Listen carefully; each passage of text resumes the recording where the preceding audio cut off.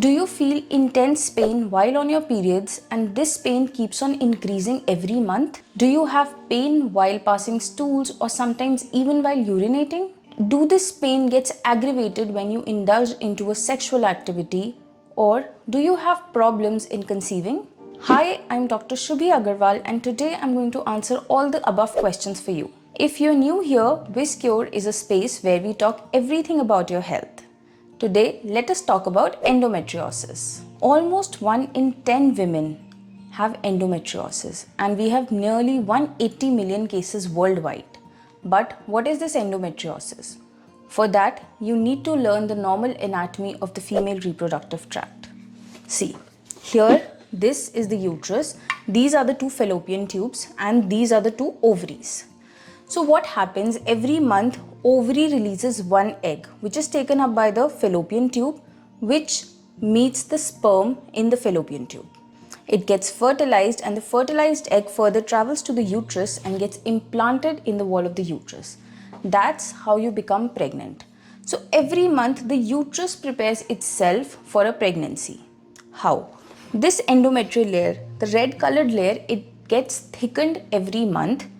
It proliferates to provide support to the fertilized egg. But when there is no fertilization by the end of the month, this endometrial layer sheds along with blood and mucus, and this is what we call as periods or menstrual cycle. Now these endometrial cells are very specific to the uterus, meaning they are only present inside the lining of the uterus. But when these cells are present outside the uterus, for example, on the fallopian tube, on the ovary, on the urinary bladder, sometimes on the bowel, we call this condition as endometriosis. But do these cells do any kind of damage? Well, yes. See, these cells have a tendency to shed every month under the influence of hormones. So supposedly if they're shedding inside the uterus, they can go outside through the vaginal canal. But if they are bleeding inside the ovary, they're shedding inside the ovary, the blood will keep on getting collected and it gets trapped over there because it has no way of coming out.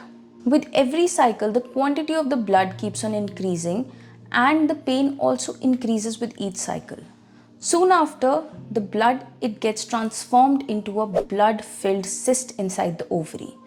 And since this is old blood and it is not red in color, it is somewhat brown in color, resembling the color of a chocolate. So we also call it as the chocolate cyst in the ovary. Now, why does endometriosis happen in the first place? Okay, so the most accepted theory for this is the retrograde flow of blood. What do you mean by that?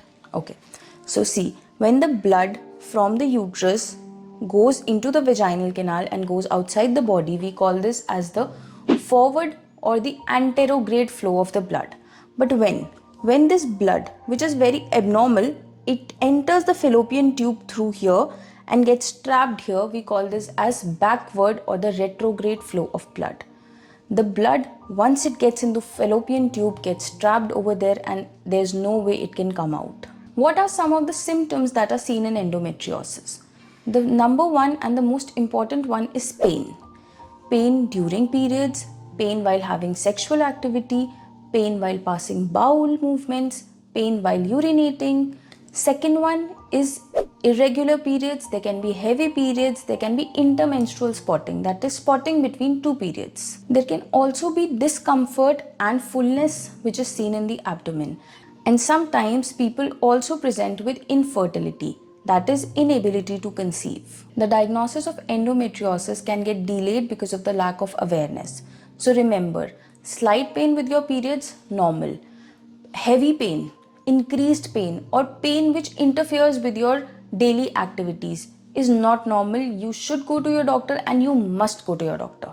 So how do we diagnose endometriosis? We start by getting a detailed history along with the examination. Now some tests which are useful are ultrasonography, laparoscopy, etc. Now coming on to the treatment options, let me tell you there is no permanent cure for endometriosis. But the treatment, it helps to ease the symptoms and it helps to continue your daily activities with ease. So number one treatment are the use of medicines that are NSAIDs or pain relief medicines. Second one are the hormonal contraceptive pills. They suppress the ovulation and they also help with the heavy periods. The mainstay of the treatment, however, is a laparoscopic surgery, or what you may know as a keyhole surgery, where we remove all the extra endometrial tissue. If you have any more questions about endometriosis, do ask me in the comments below. And share this video with your friends and family to know that slight pain associated with your periods is normal and any pain that interferes with your daily activity is not.